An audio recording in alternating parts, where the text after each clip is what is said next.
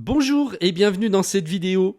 Il n'y a rien de plus frustrant que de voir l'icône de la batterie se vider rapidement, surtout quand on a encore beaucoup à faire. Les MacBooks sont réputés pour leur qualité et leur performance, mais même les meilleurs ordinateurs portables peuvent souffrir d'une autonomie de batterie réduite si on ne prend pas quelques précautions. Heureusement, il existe plusieurs moyens d'optimiser la durée de vie de votre batterie. Alors, sans plus attendre, commençons par les bases. La première chose à vérifier, c'est la luminosité de votre écran. C'est l'un des plus grands consommateurs d'énergie. Réduire la luminosité, même un peu, peut faire une grande différence. Vous pouvez régler la luminosité facilement en appuyant sur les touches de votre clavier. Si vous êtes souvent dans des environnements bien éclairés, vous n'avez peut-être pas besoin d'une luminosité maximale. Mais la bonne nouvelle, c'est que macOS en général gère automatiquement la luminosité. Donc vous n'avez généralement pas à vous en occuper. Et puis macOS propose un mode d'économie d'énergie qui ajuste automatiquement certains paramètres pour prolonger la durée de vie de votre batterie. Pour ça, il suffit d'aller dans les réglages système et dans économiseur d'énergie. Et là, vous trouverez différents paramètres à régler, dont la suspension d'activité automatique lorsque l'écran est éteint et suspendre dès que possible l'activité des disques durs, en sachant que les SSD sont bien moins gourmands en énergie que les disques durs traditionnels. Certaines applications consomment plus d'énergie que d'autres. Pour savoir lesquelles, vous pouvez aller dans le moniteur d'activité qui se trouve dans le Launchpad et dans l'ensemble d'utilitaires qui se trouve ici dans Autres. Vous allez le trouver ici. Vous avez différents indicateurs qui peuvent vous faire voir quelles sont les applications les plus gourmandes en énergie. Certaines fonctionnalités sont pratiques mais peuvent drainer la batterie inutilement.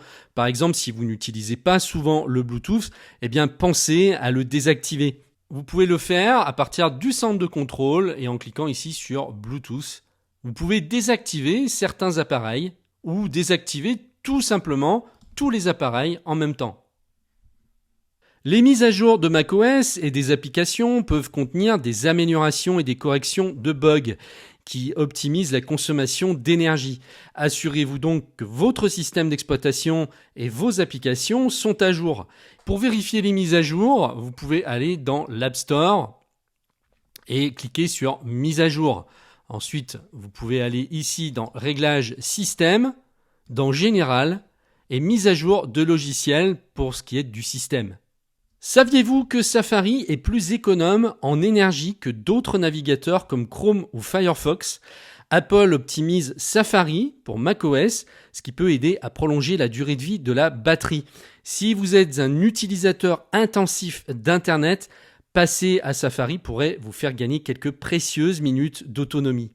Les notifications push peuvent aussi consommer de l'énergie, surtout si vous en recevez beaucoup.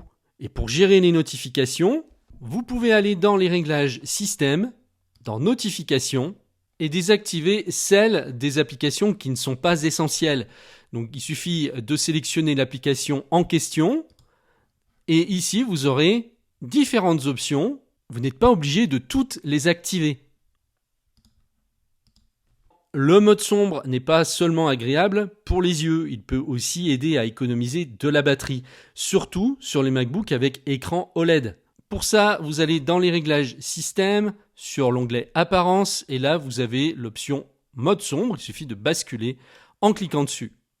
La mise en veille est une fonctionnalité importante pour économiser de l'énergie quand vous n'utilisez pas votre MacBook. Celui-ci est réglé par défaut pour éteindre les écrans et les disques durs assez rapidement, mais vous pouvez modifier les options, toujours dans Réglages système et dans Économiseur d'énergie. Il est également important de surveiller l'état de votre batterie. macOS dispose d'un outil intégré pour cela. Pour vérifier son état, il suffit de cliquer sur la petite icône de la batterie dans la barre des menus et ensuite sur Réglages batterie. Les batteries, comme celles utilisées dans les MacBooks, sont sensibles aux températures extrêmes. Évitez de laisser votre MacBook dans des endroits très chauds ou très froids, comme une voiture en plein soleil ou à l'extérieur par temps glacial. Ces conditions peuvent endommager la batterie et réduire son autonomie. Il existe plusieurs applications tierces qui peuvent vous aider à optimiser la consommation de votre batterie. Des applications comme Coconut Battery ou iStat Menu peuvent vous fournir des informations détaillées sur l'état de votre batterie et sur les processus qui consomment le plus d'énergie. Utiliser ces outils peut vous donner une meilleure compréhension de la façon dont votre batterie est utilisée et comment vous pouvez l'optimiser.